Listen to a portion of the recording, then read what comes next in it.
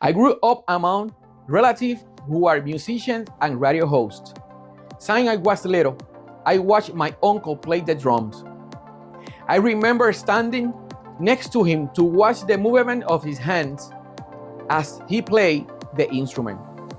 From that moment, I knew it. I was going to be a musician, and I did. I have another uncle who dedicated his life to be a radio host. My memories are fresh. I remember when I visited the station to watch him to work. At that moment, I knew it, that this was my passion. Family and friends try to give us advice in our life, but it's not necessarily the best advice because their past experiences or ideas are different from ours. I saw a podcast by Robert Greene that mentioned some of this. Listen. So the key in life is to choose as early as possible. It's never too late because, as I've written about and you'll find out in the book, I didn't discover my life's task until I was essentially 37, which isn't too young, that's pretty old in life. I mean, I had an inkling, which was I was meant to be a writer, but the specific way of writing turned into my first books, which it took me years of pain, of wandering, of experimenting. So it can happen later in life, and that's okay. But the earlier you go through this process, the better. And basically what I'm trying to get you to do is connect to who you are, connect to yourself. Because a lot of people, I get this a lot of time, people will come to me and they say, Robert, I read your chapter in Mastery on discovering your life's task, but I don't understand, I have no clue what mine is. It's very vague to me. How do I find it? Well, the first step is connecting to who you are. A lot of us are very distant from ourselves. We're so used to being, to listening to other people. We're such conformists. We've spent so much time on social media, or so much time we hear our parents or our friends telling us what's cool, what's right, what's the best thing, that we have no idea who we are, what we love, what makes us happy, what gives us a sense of fulfillment. We've grown distant from it. It's like we're a stranger to ourselves.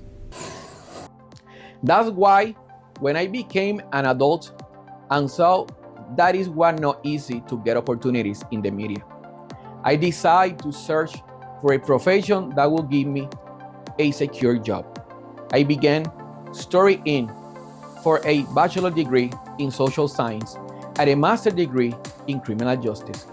Then I worked for many years as a state military police in Puerto Rico. Even while studying at the university, I did not stop exploring new opportunities in radio and television, but unfortunately, I was not lucky at that time.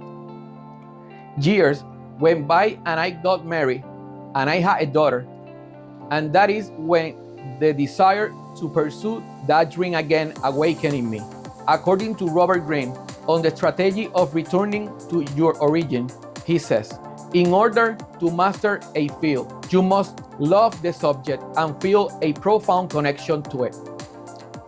And that happened every time I could have a microphone in my hands. Using my daughter as a motivation to return to my roots, I need to show that I could be an example for her of the importance of never giving up on our dreams. I am a big believer.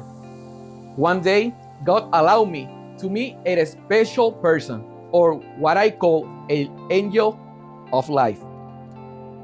His name is Pedro Guerrero, a Venezuelan journalist, now anchoring one of the most important Spanish-speaking television stations, Telemundo. Buenas tardes, le saluda Pedro Guerrero. Gracias por acompañarnos en esta emisión de las 4 de la tarde.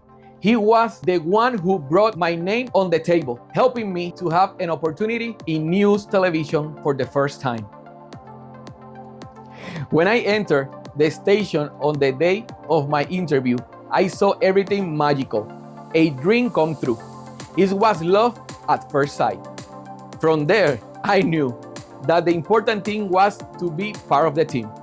I knew that with dedication, I was going to search for my place, which was to be in front of camera with a microphone, carrying a voice. The way has not been easy, but I have kept going, although I have been doing other tasks and I have always focused on my goal. My goal in these next 3 weeks is to focus on my life purpose. I must not lose sight and stay on track towards achieving my goal to complete this master's degree. I know and I believe it, and I will be the voice and the face of those who need it. With God's help, I will do it.